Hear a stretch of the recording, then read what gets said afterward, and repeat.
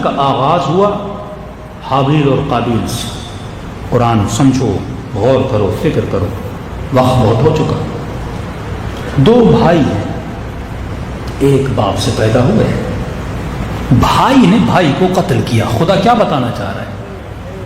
یعنی کائنات کی جو ابتدا اور اسٹارٹنگ ہے اتنی بری، انتہا کیا ہوگی؟ خلقت انسان کی ابتدا کتنی بری ہے. پہلے تو جد آدم نے وہ جنت میں وہ کام کر دیا، اللہ نے یہاں بھیج دیا. پھر آتے ہی بچوں نے کیا کیا؟ بھائی نے بھائی کو قتل کر دیا. مطلب آتے ہی حیوانیت پہ اتر گئے، بھول گئے کہ ہمیں وہاں سے یہاں بھیجا کیوں گیا. اب یہاں پہ اللہ نے سارا فلسفہ، اور میں مسلمان تعصب نہ کرنا، نسل پرست نہ بننا کہ یہ نبی کا وہ تھا، وہ نبی کا وہ تھا، یہ نہیں کر سکتا. نہیں، اللہ کہتا ہے نبی کے دو بیٹے بھی ہوں نا، بھائی بھائی کو قتل کر سکتا ہے اگر اس کے اندر تہذیب نفس نہ ہو. تعصب اختیار نہ کرنا. اگر یہ تعصب والی بات ہوتی، خدا اپنے نبی کے بیٹوں کے قصوں کو بیان نہیں کرتے. آج نسلوں کو منع کرتے ہیں مشاجرات صحابہ نہ پڑھنا. بھائی کیوں؟ نہ بتانا فلاں صحابی نے فلاں صحابی کے ساتھ. کیوں؟ کتنی عظیم ہستیاں ہیں، کوئی نبی کے بیٹے عظیم نہیں تھے. پہلا درس تم یہی بچوں کو بتاؤ کہ عظیم سے عظیم شخصیت کے بیٹے بھی اگر نفس کے غلام بن جائیں بھائی کو قتل کر دیتے ہیں.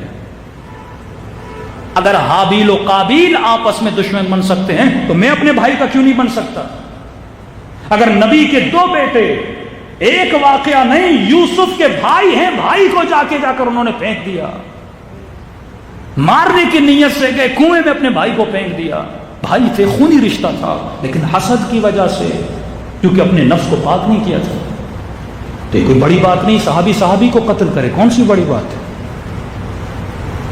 جب انبیاء کے بیٹے اپنا یہ حال کر سکتے ہیں کیونکہ تہذیب نفس نہیں ہے. تو یہی خطرے آپ کے گھر میں، میرے گھر میں آ سکتے. میں اپنے بھائی کا دشمن بن سکتا ہوں. آپ کے بھائی کی بیوی، آپ کی بیوی آپس میں دشمن بن سکتی ہیں. کزن آپس میں دشمن بن سکتے ہیں. مومن کا گلا کاٹ سکتا ہے. یہ بعید نہیں ہے. پنجاب ایک جگہ مجلس ہو رہی تھی، مجلس میں جھگڑا ہوا، مومن نے مومن کو مار دیا، اور دونوں کزن تھے آپس میں. مجلس حسین میں وہ کام کیا جو کربلا میں یزید نے کام کیا تھا، مار دیا. آج کیا ہمارے ایک دوسرے کے گریبانوں میں ہاتھ نہیں ہے؟ پہلے تو بولتے تھے وہ اہل بیت کا دشمن، آج ہم ایک دوسرے کو دشمن کیوں بول رہے ہیں؟ کیونکہ تہذیب نفس نہیں ہے. صرف واہ کرنے سے، نعرہ مارنے سے کچھ نہیں ہوتا. تبرہ کا مطلب یہی ہے کہ ہر اس بری عادت سے دوری اختیار کرو جس سے حسین نے منع کیا ہے، اور ہر وہ صفت اپنے اندر پیدا کرو جو کربلا والوں کے وجود میں تھی. کربلا انسان سازی کا میدان ہے. اگر مجلسوں میں آنے کے بعد بھی حر نہ بن سکے تو المان الحفیظ ہے. یہاں کے بعد بھی اگر ہدایت نہ ملی پھر ہدایت کے دروازے بند ہو جاتے ہیں. آئیے دعا کریں کہ پروردگار عالم ہمیں گناہ کی قید سے آزاد کرے اور ایسا بنائے جیسا امام حسین ہمیں تربیت دینا چاہتے تھے. ہماری سوچیں ایسی بنیں جیسی کربلا والوں کی سوچیں تھیں.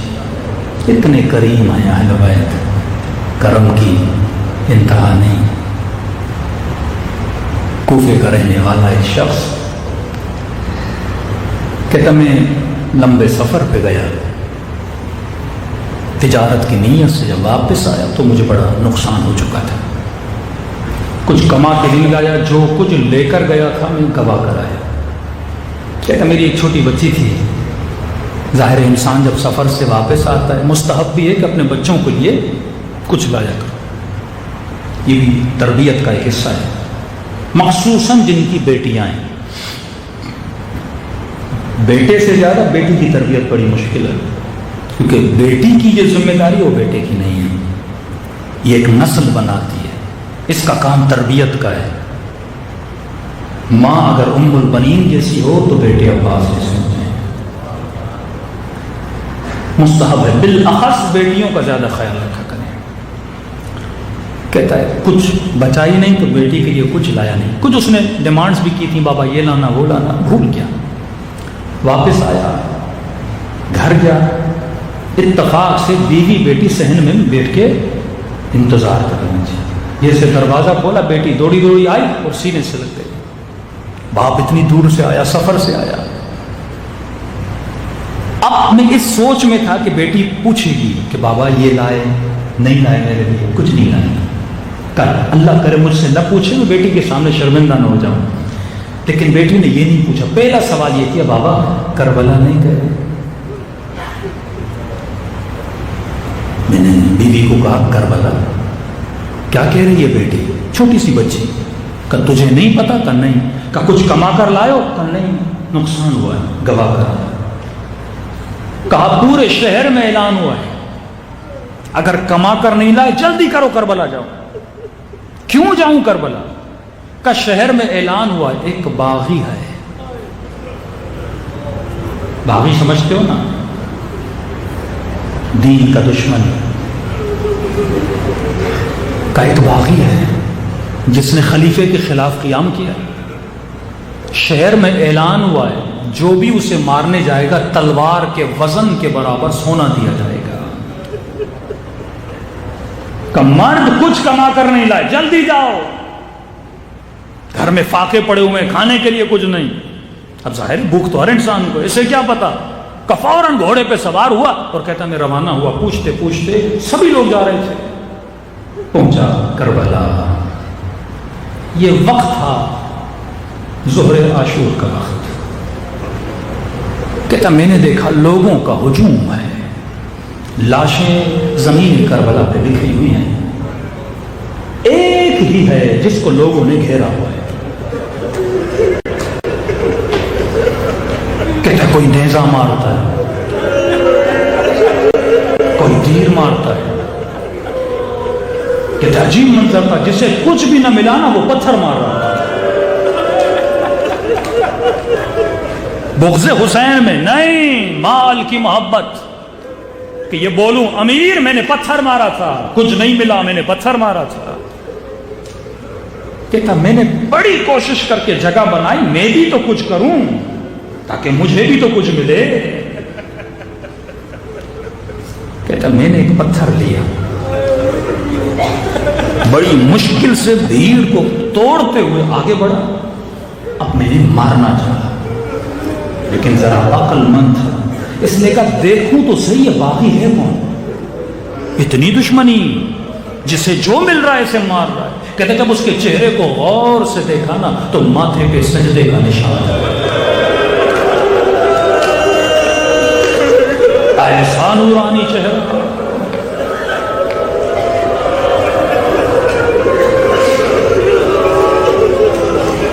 کہتا میرا ہاتھ رک گیا، کہیں ایسا تو نہ ہو میں غلطی کر دوں، کیونکہ میں حاکم کو بھی جانتا تھا، اس کے مزاج کو بھی جانتا چلا۔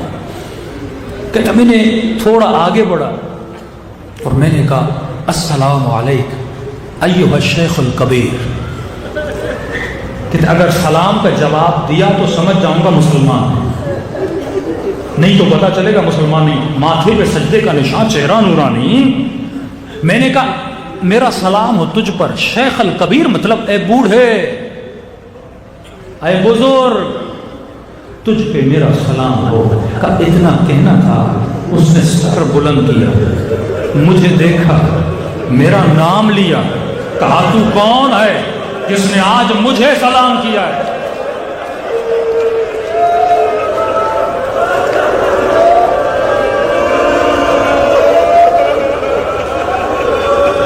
پریشان ہو، اسے میرے نام کا کیسے پتا؟ میں نے تعجب میں کہا کیوں؟ مسلمان کو سلام نہیں کر سکتا؟ کہا کر سکتا ہے، پر آج کے دن کسی نے مجھے سلام کے لائق نہیں سمجھا۔ میرے چوتھے امام فرماتے میرا بابا ترس گیا تھا کوئی سلام کرے میرے بابا۔ مظلومیت مدینے سے شروع ہوئی تھی کہ سیدہ فرماتے یا علی میں نے سنا ہے لوگ تجھے سلام نہیں کرتے۔ فرمایا نبی کی بیٹی تو سلام کی بات کرتی ہو، علی سلام کرتا ہے، میرے سلام کا کوئی جواب نہیں دیتا۔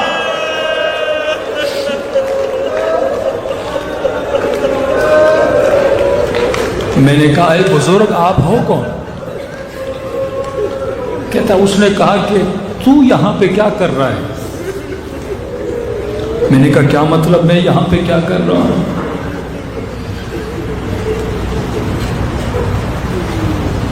کہا کہ میں نے خط پڑھا تھا جو تو نے مجھے لکھا تھا۔ کہا کون سا خط؟ کہا مجھے پہچانا نہیں؟ کہا نہیں۔ کہا میں تیرے مولا علی کا بیٹا حسین، خدا کی قسم تصور کرو کہ زندگی بھر امام زمانہ کا انتظار کر رہے ہو، اور خدا نہ کرے اس امام کا انتظار کرتے کرتے ایک دن اسی امام کو پتھر مارنے جا رہا ہے۔ کہتے جیسے سنانا حسین، وجود میں لرزہ طاری ہو گیا، مولا کے قدموں پہ گرا۔ مولا میں نے تو خط لکھا تھا، خدا گواہ ہے تجارت